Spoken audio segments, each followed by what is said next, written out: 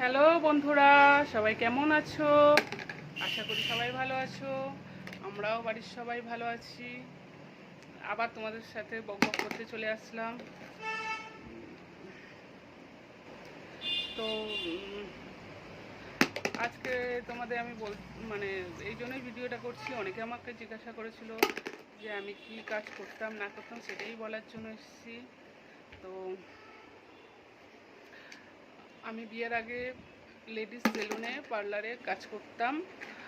আর বিয়ের পর আমার বর একটা দোকান কিনে বলছি, ভাড়ায় নিয়েছিল। তো সেই দোকানে পার্লার খুলে দিয়েছিল, আমি ওই সেলুনটা চালাতাম। তারপরে যখন মেয়ে হলো, তারপর থেকে যে করোনা শুরু হয়ে গেল, এই জন্য মানে সেলুনগুলো তো সব বন্ধ হয়ে গেল প্রায়। সেলুন লকডাউনে এখন পার্লারে তেমন কেউ একটা আসে না। আর এই করোনায় আমার পক্ষেও সম্ভব না, কেন ওখানে নানা ধরনের মানুষ আছে। তো আর আমার ঘরে বয়স্ক শ্বশুর শাশুড়ি মা আছেন, আমার ছোট মেয়ে আছে, আমি বাইরে গিয়ে কাজ করব সেটাও সম্ভব নয়। তো সেই জন্য সেই কাজটা আমি ছেড়ে দিয়েছি। তো দোকানটা যেহেতু শুধু শুধু পড়ে পড়ে ভাড়া দিতে হচ্ছিলো বলে দোকানটা ছেড়ে দিয়েছি। এখন অনেক দিন, তাও 1.5 বছর, তো 1.5 বছর কি, মেয়ে যখন হলো তখন তো একদমই ছোট, কাজ করতে পারতাম না। এমনি স্টাফ দিয়ে আর কতদিন চালানো যাবে। তো ওই চলতো টুকটাক, একটা মেয়ে ছিল, টুকটাক করে ওই চলতো। তারপরে তো করোনা লকডাউন, শুধু শুধু কারো মাইনে দেওয়া, মানে শুধু মাইনে দেওয়া কি, আমার নিজের ইনকাম নেই, আমি কি মাইনে দেব? এবারে মানে শুধু দোকানটাকে ভাড়া দিতে হতো, স্টাফের মাইনে দেওয়া, এসব তো আমার পক্ষে সম্ভব নয়। কারণ ইনকাম না হলে আমি কোথা থেকে দেবো? তো সেই জন্য দোকানটা ছেড়ে দিয়েছি। এখন আমি বাড়িতেই আছি। তো বাড়িতে যখন আমি ফ্রি টাইম বসে থাকি, তো ইউটিউবে আমি প্রচুর মানুষের ভিডিও দেখেছি। ওদের দেখেই বলতে পারো আমার খুব উৎসাহ মানে হয়েছে যে চলো আমিও করি। আরে পারি না পারি, চেষ্টা তো করে দেখি, হোক না না হোক। এই যে তোমাদের সামনে আসতে পারলাম, কথা বলছি, দেখো আমি আগে যে ভিডিওগুলো করেছি সেগুলো থেকে একটু হলেও তো উন্নত হচ্ছে।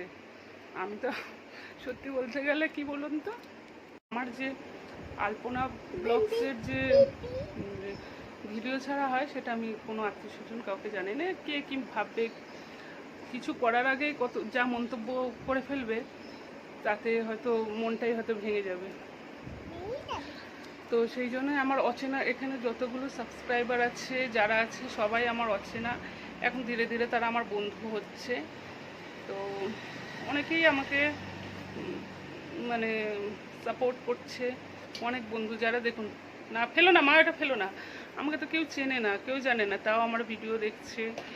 তো এই ভেবেই আমি শুরু করেছিলাম যে পারি কি না পারি, একবার দেখি যদি কিছু করতে পারি। আসলে বাড়িতে বসে বসে না একসময় ভীষণ আমি খিটখিটে হয়ে গেছিলাম। মানে কেউ কিছু বললে মাথা গরম হয়ে যেত। কার কথা বেশি, 10টা কথা বললে একটা উত্তর দিতে, জানি না কেমন হয় না। একটা দেখবেন ছোটো বাচ্চা থাকলে রাতে ঠিক মতো ঘুমানো যায় না। তা মানে এটা হয়, সবার ক্ষেত্রেই হয়। যাদের ছোট বেবি আছে তারা জানে। কাজের চাপটাও বেড়ে যায়, একটা বাচ্চার প্রচুর কাজ থাকে। আমার শাশুড়ি মা করেন, আমিও করি, কিন্তু কম বেশি তো সবাইকে করতে হয়। প্রথমে তো আমরা এত কাজ করতাম না, কিন্তু বেবি হওয়ার পর তখন কাজের চাপটা বেড়ে যায়। যেহেতু আমরা বাইরে কাজ করে অভ্যেস, মানে আমরা যেহেতু প্রতিদিন বাইরে বেরোতাম, কাজ করতাম, এই করোনার জন্য 1 নম্বর বেবি আর জন্য তো আমি কাজটা ধরুন করছি না। কারণ বাইরে থেকে বললামই, বাইরে বেরিয়ে রোগটাকে এনে কোনো মানেই হয় না। তাই এখন কিছুদিন, যতদিনও একটু বড় না হচ্ছে। এবার দোকানটা যদিও আমার বাড়ি থেকে বেশি দূরে ছিল না, সামনেই নিয়েছিল, কিন্তু তাও প্রতিদিন বেরোনো, নানা রকম লোকজন আসবে, কাজ করবে, কথা যদি কোনো রকমভাবে কিছু হয়, এখন তো বাচ্চাদের ভীষণই ভয়। তো এই জন্য, যেহেতু আমার বন্ধুবান্ধব যারা ছিল তাদেরও মোটামুটি আমার মেয়ের থেকে 2 মাস ছোট, 4 মাস ছোটো বা 2 বছর 1 বছরে না 6 মাসের বড় এরকম বেবি সবার হয়েছে। তো সবাই কি হয়েছে বলুন তো, যে যে নিজের সংসারের মধ্যে বাচ্চা নিয়ে ব্যস্ত হয়ে গেছে। একটা সময় নিজেকে, এবার ফ্যামিলিতে কি কেউ গল্প করে না, কেউ কথা বলে না, সবই করে, কিন্তু কোনো এক সময় নিজেকে খুব একা মানে মনে হয় যে আমি কাজ করতাম, আমি এখন কিছু করতে পারছি না।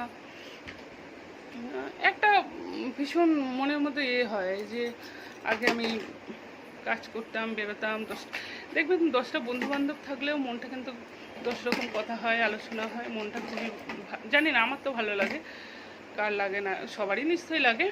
তো সেটা একদমই বসা হয়ে গেছে। কাউকে হয়তো SMS করলাম, সে হয়তো সেই টাইমে রিপ্লাই দিতে পারলো না, কারণ আমি বুঝি তাদেরও ছোট বাচ্চা, সবসময় সবার পক্ষে তো সম্ভব হয় না। তো এই ইউটিউব দেখেই আমি, নাম বলবো না, অনেকের ব্লগ দেখেই আমি মনে খুব উৎসাহ হলো, তো চলো দেখি আমি কিছু করতে পারি কিনা। জানি না কি হবে না হবে, সেটা তো আমি এখন থেকে বলতে পারছি না, আমি সবে শুরু করেছি। তোমাদের ভালোবাসা থাকলে নিশ্চয়ই হবে, তোমরা যদি আমাকে সাপোর্ট করো নিশ্চয়ই হবে। তো সেই আশা নিয়ে আমি শুরু করেছি, দেখা যাক, না হলেও আর মানে না হলেও কিছু করার নেই। আমার নিশ্চয়ই আমার ভিডিও কারো ভালো লাগছে না, আমি ভিডিও ভালো বানাতে পারছি না, সেটা আমার নিশ্চয়ই ত্রুটি, সেই জন্য হয়তো তোমরা আমার ভিডিওটা দেখছো না। তো না হলেও আর কি বলবো, আর যে কজন আমাকে সাবস্ক্রাইব করেছে, আমার ভিডিও দেখে লাইক করে, তাদেরকে অসংখ্য অসংখ্য ধন্যবাদ। আর নতুন বন্ধুদের অসংখ্য ধন্যবাদ। সবাই ভালো থাকবেন, সুস্থ থাকবেন। Bye bye.